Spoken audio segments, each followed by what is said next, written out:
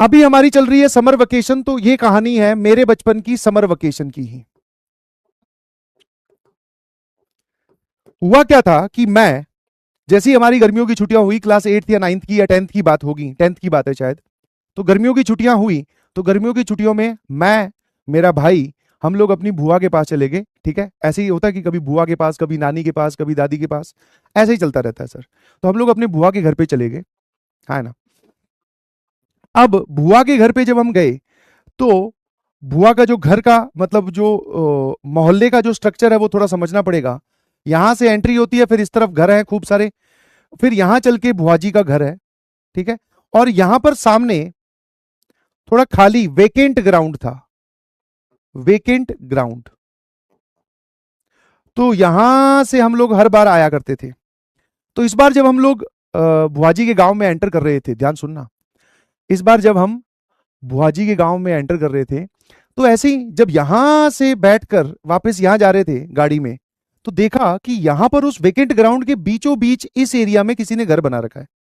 अब बुआ जी के घर पे ऐसे फ्रीक्वेंटली जाना तो होता नहीं, कई बार साल के बाद में, कई बार 2 साल के बाद में आप जा रहे होते हो। तो मैंने जब मन में, मैंने और भाई ने देखा, तो हमारे मन में यही आया कि यार हमारा ये ग्राउंड किसने खराब कर दिया। अच्छा भला हम लोग इधर ही खेलते थे क्रिकेट, है ना, क्रिकेट हो गया, या फिर वो हो गया पिट्ठू हो गया और वो सब गेम। मैंने कहा बीच में घर बना दिया, हमारा सारा ग्राउंड खराब कर दिया, मेरे मन में यही आया। ठीक है, सीधा सीधा बुआ जी के घर में गए, है ना, बुआ जी फूफा जी के पैरों के हाथ लगाया, आशीर्वाद लिया। उन्होंने वो शरबत बनाया, रूह अफ़ज़ा बनाया, ठंड गर्मी वाले दिन थे, तो बढ़िया नींबू शिकंजी जो होगी वो पी। अब जो बुजुर्ग लोग हैं, जो पापा मम्मी और वो सब, तो आपस में बातें करने लग गए।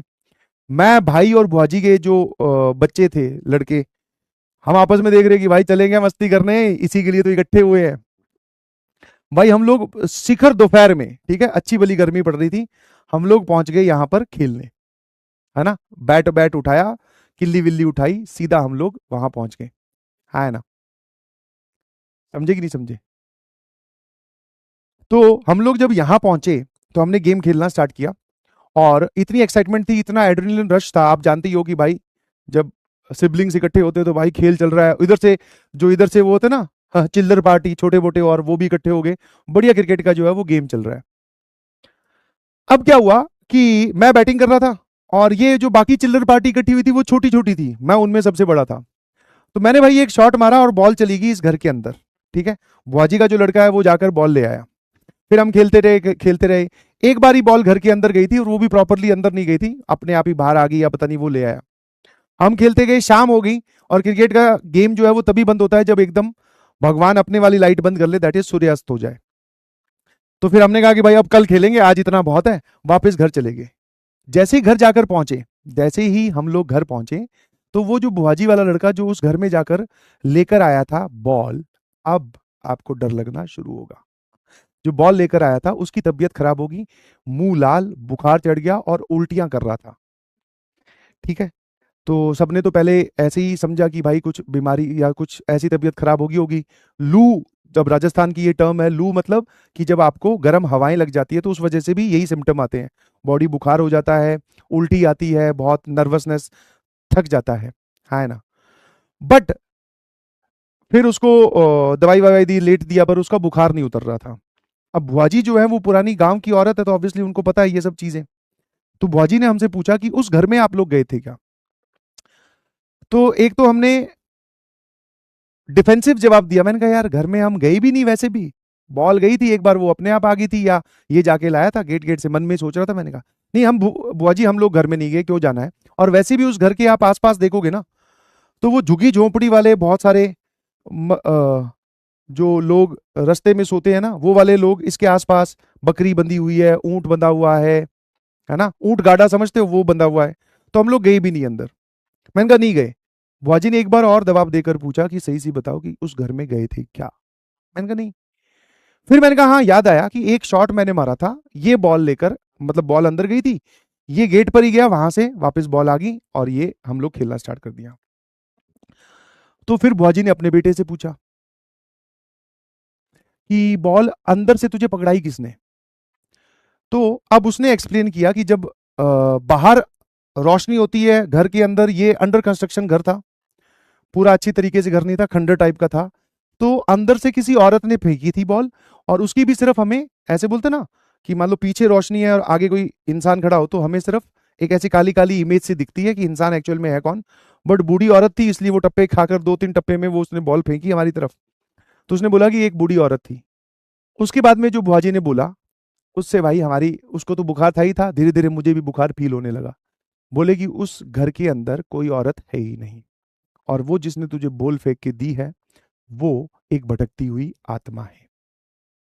इसीलिए ये जो बंजारे लोग होते हैं, ये इस घर के अंदर कभी शिफ्ट नहीं हो पाए। जब इस घर का कंस्ट्रक्शन चल रहा था, दो भाइयों की विवादित जमीन है। इस जमीन में इनका पहले से विवाद चल रहा है, और इसके नीचे किसी की बॉडी दफनाई गई है, जिसकी डेथ अननेचुरल कारणों की वजह से हुई थी। तो इसलिए उस घर में कोई इंसान रहता ही नहीं। कंस्ट्रक्शन के दौरान भी, जब हम लोग कंस्ट्रक्ट मतलब जब ये लोग इसको कंस्ट्रक्ट करवा रहे थे घर को, तब भी दीवारों में क्रैक आना, लेंटर गिर जाना, ठीक है।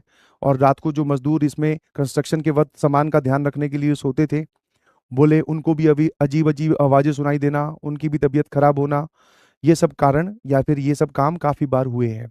तो इसलिए मजदूर इसको पूरा कंस्ट्रक्ट नहीं करके गए, आधा तो ये वैसे ही अंडर कंस्ट्रक्शन पड़ा है। दूसरा, इसके नीचे गेम है। हमने कहा ऐसी कैसी बात कर रहे हो, ये वो। मैं कहा ऐसे ना करो, हम तो इसके आसपास ही, यहीं हमारी पिच थी, है ना। और आपकी बातें सुनकर अब थोड़ी पिच गीली हो रही है। ऐसे मत करो, ढील। डर है। बोल जी बोला सच में। तो आगे से बोले अभी तुम्हारी छुट्टियां स्टार्ट हुई है, तुम और भी खेलने जाओगे, इस घर के आसपास दिखना भी नहीं। मैं कहा दिखना नहीं? हम कहो तो दूसरे गांव जाके खिलाया करेंगे। गांव टू, इसमें बिल्कुल नहीं दिखेंगे, दिस इज फॉर श्योर। तब बुआजी ने फिर उसको थोड़ी विभूति जो होती है, थोड़ी समझते हो विभूति, जो अपने पूजा स्थल में रखी होती है, थोड़ी वो दी।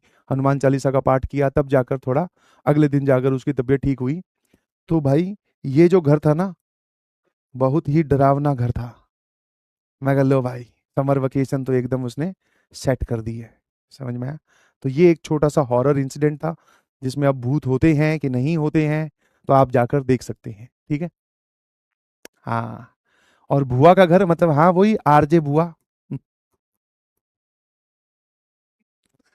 आरजे, है ना। R stand for. हाँ। ठीक है, यस और नो। हाँ, जब सुनने कुछ लोग बोल रहे हैं फेक है, तो ठीक है, तू फेक ही मान ले, स्टोरी सुनाइए तुझे, मैंने कब बोला है। हम्म। पा